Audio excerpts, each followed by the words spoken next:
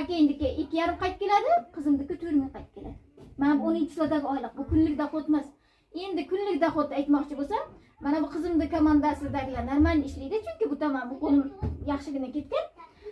Bu qizimdan kecha mana haligi telefonim qani 7 ming pul tushdi. 7 ming pul tushdi bir kunga. Bu kabinetimga 11 ming pul tushdi, 15 ming pul tushdi. Kabinetimga 15 ming tushdi. Mana ikkovi bir kunda hisoblasang, normal pul keladimi?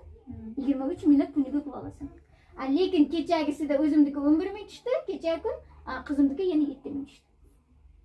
U bitta oila degani. Chunki bu ozgina sabr qilishingiz kerak-da, harakat qilib ishlab qo'yishingiz kerak. Pasivniy dohodga chiqish uchun ishlab turishimiz kerak. Hozir sizlarga aytayapti-ku, mana bu yerda mana bu kimda aytdingiz, bitta qo'l o'sib ketgan, даже direktorga borib qolgan deb. Direktorga borib qolgan deyapti. Ana shu oyi kelib turib, agar ana shunga tushuntirsangiz, mana bu yerga bitta odam qo'ysa ham 8,5 mingni olib ketaveradi. Uni tagiga yana bitta qo'ysa ham 8,5. Biz ikkita odam topib 9,5 ming olyapmiz-ku. Bu odamni уже 50% qo'lini qilib ketgan bo'lyapti. Уже bittadan odam qo'yib ketsa ham 8,5 mingdan. Mana xuddi shu, hozir men senga aytdim-ku, senga mana shu yerga Shohida deb tushuntirdim, kelmading-a? Masalan, erim bunday dedim, bahana qilding, pulim yo'q dedi, mana shunaqa odamlar ketdi. Bir kun emas, bir kun mana bu odam mana bu yerga yoziladi-da. Qara, nechta odam? Mana bu yerda blogerlar chiqib ketishi mumkinmi? Prodays magazin olib sotuvchilar chiqib ketishi mumkinmi? Mana bu komandamda 2 kishi chiqibdi, to'g'rimi? Nima deydi? Shunaqangi sertifikatlar chiqishi mumkinmi?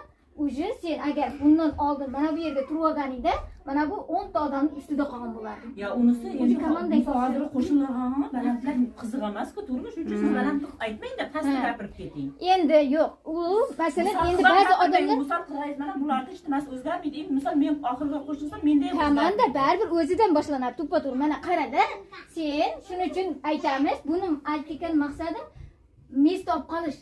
Birinchi o'rinda olib qolish. Ana shuni aytayapman. Endi bular kelgani bilan mana bu yerda o'zidan boshlanadi.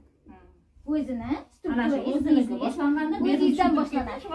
Endi mana agar men hozir menejer bo'ladigan bo'lsam, agar mana bu yerda kelgan sen oxirida keldingmi, mendan tezroq ishlab ketishing mumkin. Endi sen ikkita qo'lingda shunaqangi shustri qiz chiqib, ikki qo'lingda menejerlar chiqib ketsa, sen mendan oldin starshi menejer bo'lishing mumkin. Ko'rdingmi?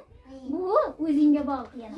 Oxiri kelasanmi, lekin sen harakat qilib turib oldinroqdan olib qo'ysang, o'zingga foydang. Конечно, oylik olamiz deb qanaqa jertirmalar podejyapmiz. Ana shu, boshida mehnating mana shu. Men masalan hozir odam taklif qilishga vaqtim yo'q. Qo'yish kerak, to'g'rimi? Mehnatni odamlar